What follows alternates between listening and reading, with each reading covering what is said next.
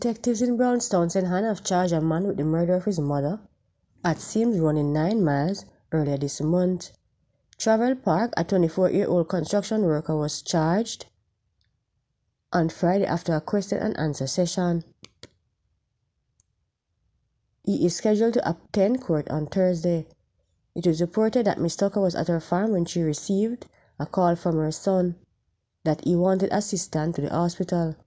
She was advised by her common-law husband not to go because the son had been behaving erratically. But Ms. Tucker proceeded to the house. Her lifeless body was later found inside with blood coming from the nostril. In his caution statement, Mr. Park told the police that he held his mother in a headlock for several minutes until she became unconscious. The accused was treated for wounds after he was set upon by residents who saw him running from the house. Men sustained injuries after the vehicle they were traveling in burst into flames on P.J. Patterson Highway in St. Catherine on Monday.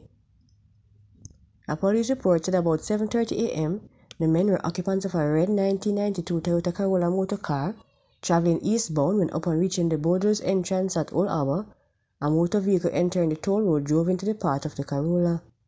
Police said the driver of the Corolla swerved right to avoid a collision, resulting in him losing control of the vehicle and crashing into an iron railing before the car burst into flame. Police said the driver exited the vehicle and noticed that the 3 occupants on fire. The injured men, aged 50, 26 and 25, were taken to hospital by motorists. The men have been admitted with severe burns. Firefighters from the Old Harbour Fire Station responded to the incident. Police said extensive damage was also done to the guard railing on the highway.